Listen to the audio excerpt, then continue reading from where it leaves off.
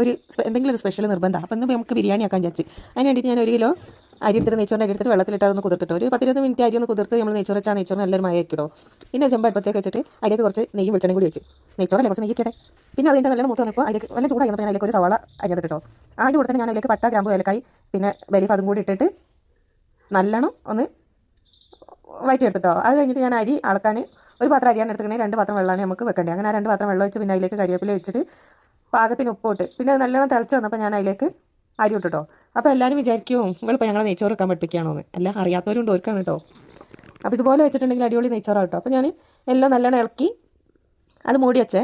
പിന്നെ അത് കഴിഞ്ഞിട്ട് ഞാൻ ബിരിയാണി മസാല ഉണ്ടാക്കാൻ വേണ്ടിയിട്ടുള്ള ഉള്ളിയും തക്കാളിയും വെളുത്തുള്ളി ഇഞ്ചിയൊക്കെ എടുത്തേ. ഒരു മീഡിയം സൈസുള്ള 5 വെല്ലുള്ളിയും 3 തക്കാളി പിന്നെ ഇഞ്ചി വെളുത്തുള്ളി അങ്ങനെയാണ് എടുത്തിട്ടുള്ളത്. പിന്നെ അത് കഴിഞ്ഞിട്ട് ഞാൻ ഗരം മസാല പൊടിക്കാനുള്ളത് ഈ ബിരിയാണി ചെമ്പിൻ്റെ മേലേക്ക് വെച്ചു. അപ്പോൾ നല്ലോണം ഞാൻ ചൂടാക്കി കിട്ടും. പിന്നെ ഉള്ളിയൊക്കെ അരിഞ്ഞ് ഗരം മസാല ഏകദേശം ചൂടായി വന്നപ്പോൾ അതൊന്ന് പൊടിച്ചെടുക്കുകയും ചെയ്ത്. പിന്നെ അത് കഴിഞ്ഞിട്ട് ഞാൻ കുറച്ച് ഉള്ളി വഴറ്റാൻ വെച്ചു കേട്ടോ. ഉള്ളി ഒന്ന് പൊരിച്ചെടുക്കാനാണ് നമുക്ക് ബിരിയാണിൻ്റെ മേലെ മസാല കൂട്ടാനുള്ള ഉള്ളി അതൊന്ന് പൊരിച്ചെടുക്കാൻ ഇട്ടിക്കണേ.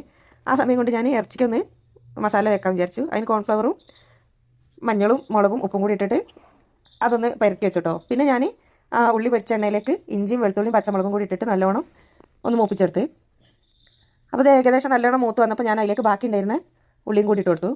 എന്നിട്ട് ആ ഉള്ളി നല്ലോണം ഒന്ന് വഴണ്ട് വന്നപ്പോൾ പിന്നെ ഞാൻ അതിലേക്ക് തക്കാളി ഇട്ട് കൊടുത്തു.